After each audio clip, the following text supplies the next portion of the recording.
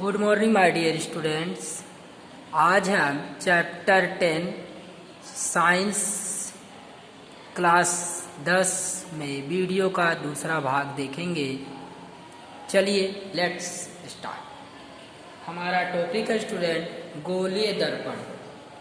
तो चलिए गोलीय दर्पण में हम शुरुआत करते हैं गोलीय दर्पण की परिभाषा से।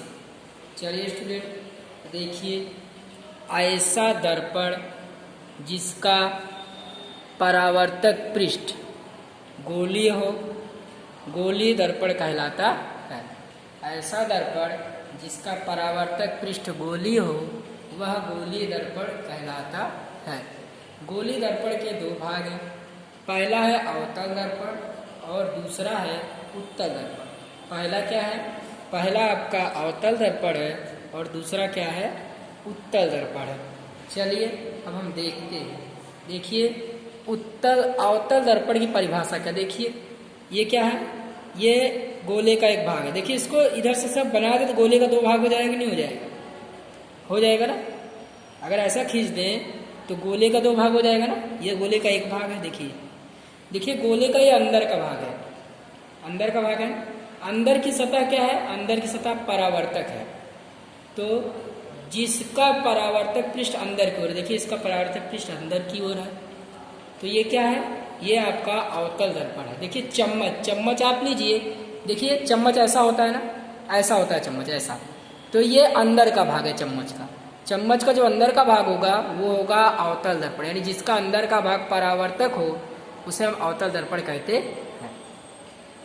इसी प्रकार से उत्तल दर्पण की बात करते हैं तो जिसका बाहर की सतह परावर्तक हो, अंदर का भाग पॉलिश किया हो, उसे हम कहेंगे उत्तल दर्पण। देखिए बाहर की सतह परावर्तक और अंदर का भाग पॉलिश, यानी उत्तल दर्पण। ये देखिए ये अंदर का भाग अवतल दर्पण हो गया, इधर परावर्तक, और बाहर का भाग हो गया तो ये उत्तल दर्पण हो गया। अंदर का भाग परावर्तक है तो अवतल दर्पण, चम्मच का अंदर का भाग ये अवतल दर्पण की तरह व्यवहार करेगा, और चम्मच का बाहर का भाग जो रहेगा उत्तल दर्पण की तरह व्यवहार करेगा।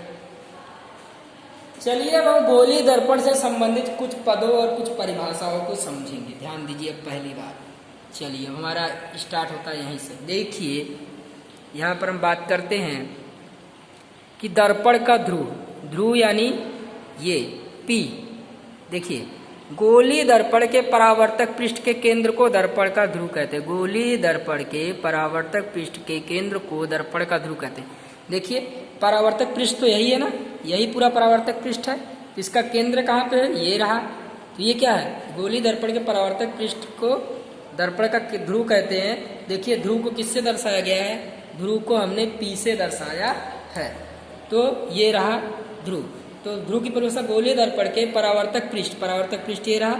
गोलीय दर्पण के परावर्तक पृष्ठ के केंद्र को हम दर्पण का ध्रुव कहते हैं। अब वक्रता केंद्र क्या है? ध्यान दीजिए, गोलीय दर्पण किसी गोले का भाग होगा। मान लीजिए पूरा गोला है, मान लीजिए स्टूडेंट्स, अब मैं आपको बताता हूँ। मान लीजिए ये पूरा गोला है, ठीक है। अब इस गोले को दो भाग में काट दीजिए तो गोले का क्या होगा? एक केंद्र होगा, ये मान लीजिए C है, यहीं से गोले को तोड़ दीजिए। एक गोला ऐसा हो गया, एक गोला ऐसा हो गया। तो ध्यान दीजिए यहाँ पर गोलीय दर्पण का केंद्र, तो गोलीय दर्पण का परावर्तक पृष्ठ जिस गोले का भाग है, मान लीजिए इस गोले का भाग है, इसका केंद्र क्या है? C है, तो उसी क्या कहेंगे? दर्पण का वक्रता केंद्र कहेंगे। देखिए यहाँ पर दर्पण का वक्रता केंद्र कहाँ पर है? ये रहा। आप गोला बनाइए तो ये बीच में आ जाएगा। तो दर्पण जिस गोले का भाग है उसके केंद्र को वक्रता केंद्र कहते हैं। अब वक्रता त्रिज्या की हम बात कर लेते हैं। तो गोलीय दर्पण का परावर्तक पृष्ठ जिस गोले का भाग है, यानी ये, तो यहाँ से यहाँ तक क्या होगा? वक्रता त्रिज्या होगी। वक्रता त्रिज्या किससे दर्शाते हैं? R से दर्शाते हैं। तो दर्पण जिस गोले का भाग है उस परावर्तक पृष्ठ को हम दर्पण का वक्रता त्रिज्या कहते हैं, जिसे हम R से दर्शाते हैं। बात करते हैं मुख्य अक्ष। देख सकते हैं आप एक रेखा खींची गई है, P से F से C से गुजर रही है, तो इसे क्या कहेंगे? मुख्य अक्ष कहेंगे। तो दर्पण का परावर्तक पृष्ठ के केंद्र से गुजरने वाली एक रेखा को हम मुख्य अक्ष कहते हैं। अब द्वारक की बात करते हैं। दर्पण का जो परावर्तक पृष्ठ का भाग होता है, ये भाग M N, ये दर्पण का जो परावर्तक पृष्ठ का भाग है इसे दर्पण का द्वारक कहते हैं। इसे M N द्वारा दर्शाया गया है। तो स्टूडेंट उम्मीद है इतना आपको समझ में आया होगा। दर्पण के मुख्य फोकस की बात करते हैं। चलिए स्टूडेंट अब हम बात करते हैं, अगला है मुख्य फोकस। देखिए आप, ये अवतल दर्पण का मुख्य फोकस है जो दर्पण के सामने होता है, और ये उत्तल दर्पण का मुख्य फोकस जो दर्पण के पीछे होता है। ध्यान दीजिए, अवतल दर्पण में मुख्य फोकस दर्पण के सामने होगा और उत्तल दर्पण में मुख्य फोकस दर्पण के पीछे होगा।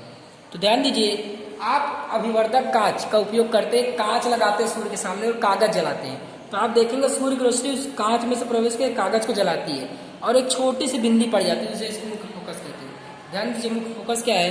दर्पण पर प्रवाहित वाली किरणें किसी एक बिंदु पर, देखिए मुख्य अक्ष है तो सारी किरणें आके यहाँ पे केंद्रित हुई, इसे क्या कहेंगे? मुख्य फोकस कहेंगे।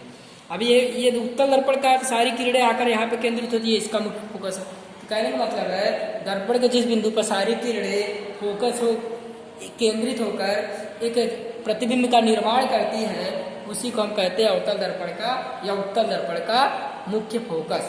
चलिए, वक्रता त्रिज्या और मुख्य फोकस के बीच क्या संबंध है? तो आपको बताना है कि वक्रता त्रिज्या मुख्य फोकस की दुगुनी होती है, यानी वक्रता त्रिज्या r बराबर 2f होता है। यानी आप यहाँ देख सकते हैं, ये पूरा क्या है? r है, तो r का आधा क्या है? f है। तो उम्मीद है आपको इतना समझ में आया होगा। अब हम इसके बाद का अगले वीडियो लेक्चर में देखेंगे। Thank you very much.